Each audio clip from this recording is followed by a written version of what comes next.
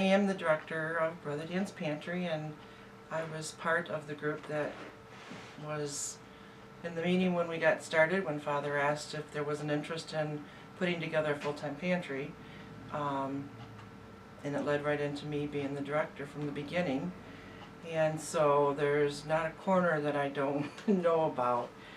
In fact, we keep trying to take more corners, but we're running out of this building because we've got all the corners we can get.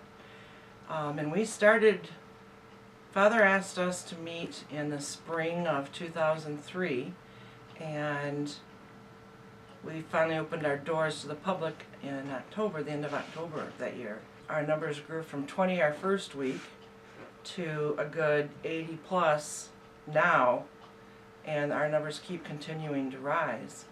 Just different. Our pantry is a little bit different. It was that we don't just hand out groceries. We want to make sure that people that may not know how to cook or don't have access to get the butter to make something or the milk, that we put everything that they need together. So we give out 3 days of food, breakfast. We started 3 days breakfast, lunch, and dinners, and then we've added our 4th day. The amount of food that's in a meal is for 4 people, and if they're a larger family, we'll give them twice the amount of food. So we might average 80 families, but like this family that just called, there's more than that in the family, and so we would give them twice the amount, or if 8 to 3 times the amount. So whatever the size of the family, we make sure that everyone's got the same amount of food, so that no one is hungry. They all have the equal amount when they come in.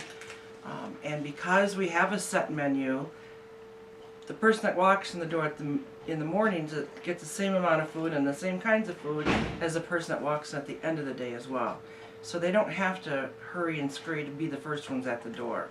And in that respect, it makes us really different than other pantries because we want to make sure they know how to cook.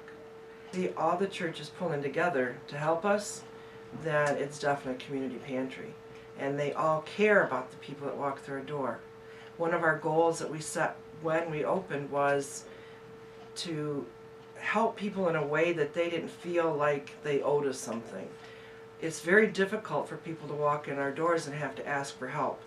We're a non-denominational ministry of St. Francis Church. And with that being said, the source of our income is strictly fundraising and donations. And so the donors are very important people to us. Fundraising is very important to us because we want to make sure that we're here. So there are certain projects that we've tried. We have our annual fish fry sale, or just fish fries, and it's during Lent every year. And we've got quite a following with that, and that's been a blessing because it's a good fundraiser. And we do good food too, by the way. It's all homemade. But we also have other fundraisers like our Have a Heart project, and this is, I think, our 4th year, 3rd or 4th year. And Bob Greenway has chaired it from the beginning, and that's been awesome because he's so full of excitement and he gets us all excited. And it's a good fundraiser. We have a silent auction, and we have the bands that play, and then we have all the restaurants that donate food, and it's a cash bar, and Pepsi has in the past donated pop, and then we have beer and wine that they can purchase, and that's kind of neat because a family can come for one price and stay the entire day, from after church all the way into the evening. There's a lot of facets to running a food pantry, and this week in particular is a good example that if we didn't have volunteers, we couldn't do what we do.